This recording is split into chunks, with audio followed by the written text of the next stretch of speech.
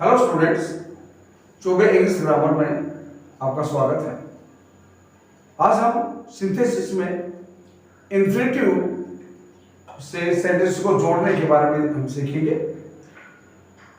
अभी तक हमने देखा कि किस तरह से हम पार्टिसिपल से और नॉमिनेटिव ऑब्सोल्यूट से किस तरह से दो सिंपल सेंटेंस को जोड़कर एक सिंपल सेंटेंस बनाते हैं। अभी हम नॉन फाइंड क्रिया इन्फिनेटिव का प्रयोग करेंगे।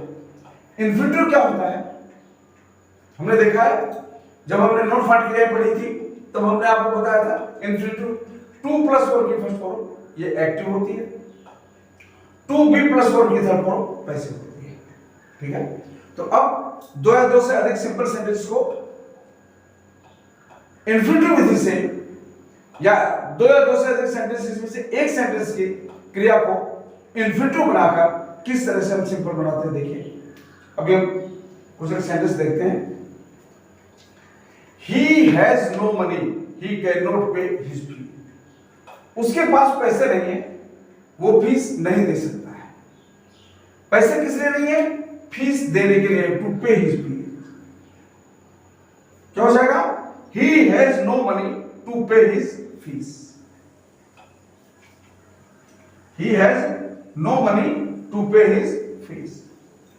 He sent his son to England. उसने अपने बेटे को इंग्लैंड भेजा। He wanted to educate him. वह उसे प्रशिक्षित करना चाहता था, एजुकेट करना चाहता था। तो क्या हुआ? He sent his son to England. किस लिए? To be educated. यहां पर देखिए हमने पैसिव का प्रयोग किया क्योंकि इस एजुकेट क्रिया का ऑब्जेक्ट कहां पर है? हिम यहां पर है। अब यहां पर ये एजुकेट उसका हिम कहां पर आ गया? His son के रूप में इस क्रिया से पहले आ गया।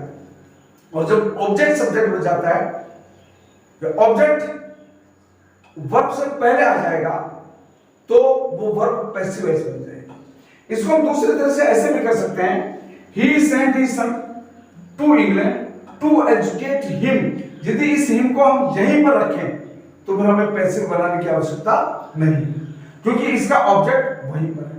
और यदि इस ऑब्जेक्ट को हटाकर हम आगे ही रखेंगे, he sent his son to England, और यदि हम यहां पर इस हिम को न रखें तो क्या हो जाएगा? ये पैसिव वॉइस बन जाएगा, क्योंकि इस हिम को हम यहां पर कहां देखेंगे?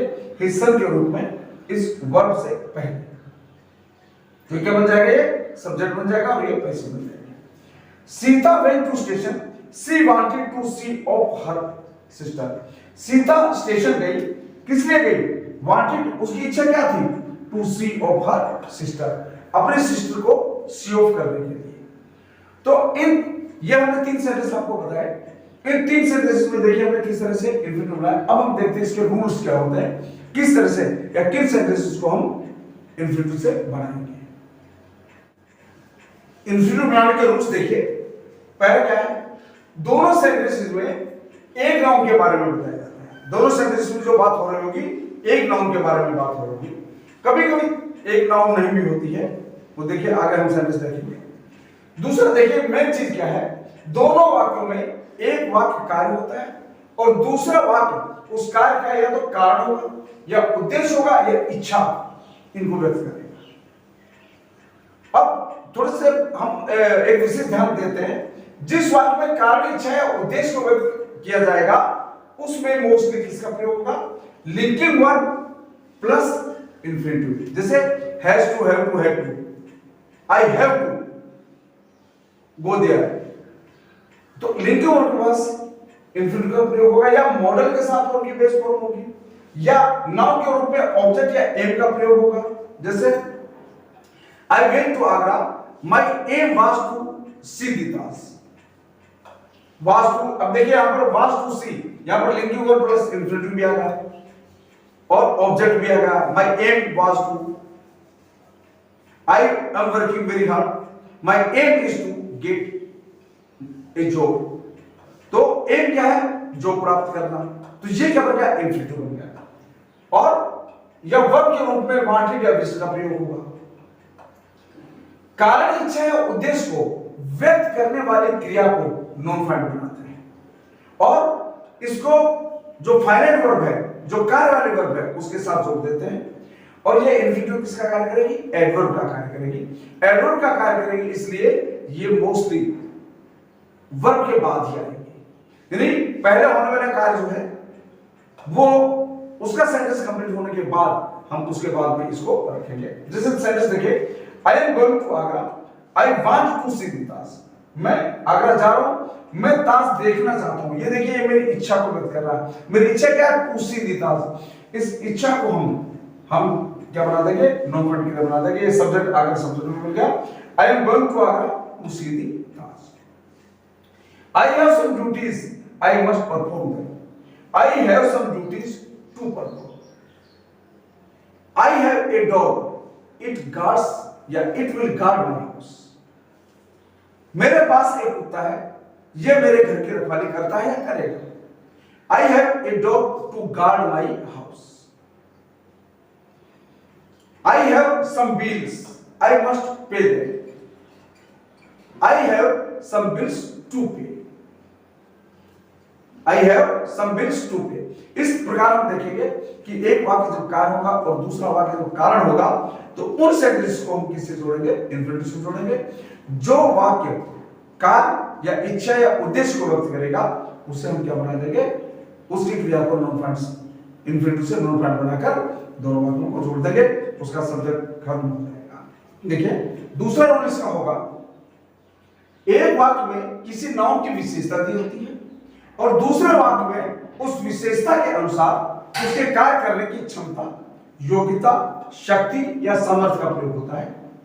और इस दूसरे कार्य में मोस्टली हम किसका प्रयोग करते हैं? Can not, could not, do या डज या डिड नॉट या विल नॉट का प्रयोग करते हैं।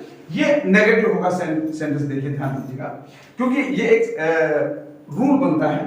जैसे सेंटेंस देखिए, ही इज वेरी वीक, वह बहुत कमजोर है। ही कैन नॉट वॉक, वह चल नहीं सकता है। क्या करेंगे? ये जो वेरी एडवर्ब है, इस एडवर्ब को हम किस में बदल देंगे? टू में। He is too weak. अब यहां पर सब्जेक्ट कौन है? ये सब्जेक्ट में जाकर मिल गया।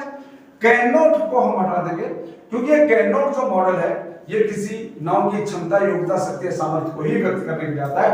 इसको हमने हटा दिया और इसको हमने टू वॉक। इसी तरह देखिए, he was quite tired, ये एडवर्ब है। इस एडवर्ब को हम किस में चेंज कर देंगे? he was too tired। Subject में जाकर मिल गया। could not है, क्योंकि यहां पर पास्ट टेंस था was, तो यहां पर could हो जाएगा। he was quite tired, he was too tired to walk। Mohan is very proud, he will not apologize। Mohan बहुत ही घमंडी है, वो माफी नहीं मांगेगा। अब यहाँ पर उसकी नेचर के बारे में बताया गया, इसलिए हमने यहाँ पर किसका प्रयोग किया है? विल का प्रयोग किया है। Mohan is too proud to apologise. देखिए, ध्यान दीजिएगा कि जब ये टू प्लस एडजेक्टिव आ जाएगा और ये इन्फिनिटिव आ जाएगा तो ये इस कंडीशन में ये इन्फिनिटिव हमेशा नेगेटिव सेंस देगा। ये हमेशा ध्यान रखिए। यदि ये सेंटेंस नेगेटिव है, इस एडजेक्टिव के अनुसार इसमें ये कार्य करने की क्षमता, योग्यता, शक्ति, सामर्थ्य नहीं है, तभी हम two plus adjective plus infinitive का प्रयोग करेंगे, क्योंकि टू प्लस एडजेक्टिव के बाद जब इन्फिनिटिव आएगा तो ये हमेशा किसका क्या सेंस देगा? नेगेटिव सेंस देगा। यदि ये नेगेटिव सेंस नहीं देता है तो हम यहां पर टू का प्रयोग नहीं करेंगे, फिर हम इसके बाद यहां पर किसका प्रयोग करेंगे? यदि यहां पर टू का प्रयोग करेंगे तो यहां पर नॉट लगाएंगे, और यदि यहां पर नॉट का प्रयोग नहीं करेंगे तो यहां पर टू का प्रयोग नहीं करके हम किसका प्रयोग करेंगे? इनफ का प्रयोग एडजेक्टिव के बाद करेंगे। देखिए, अब देखिए सेंटेंस देखिए, he is very tall, he can touch the ceiling. यहां पर वेरी का प्रयोग किया गया है, वेरी टॉल है। यहां पर देखिए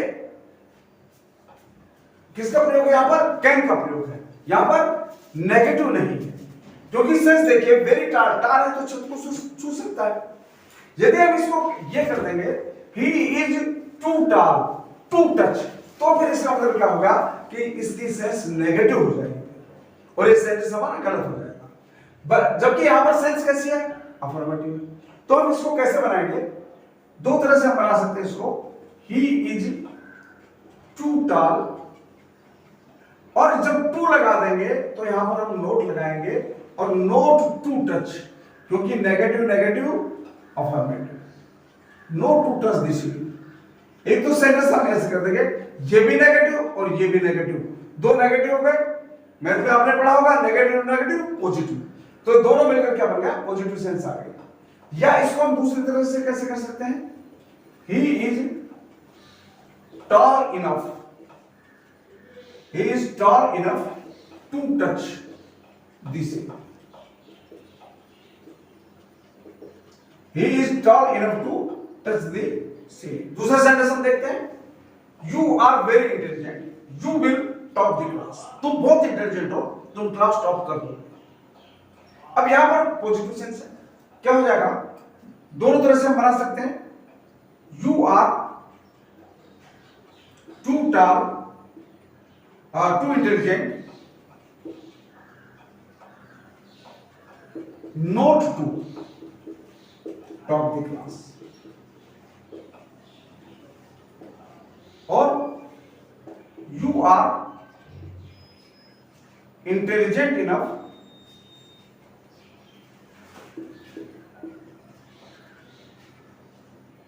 to top the class। ठीक है बच्चों, इन्फिनिटिव के बारे में आपने देखा कि किस तरह से हम इन्फिनिटिव से सेंटेंस को जोड़ते हैं।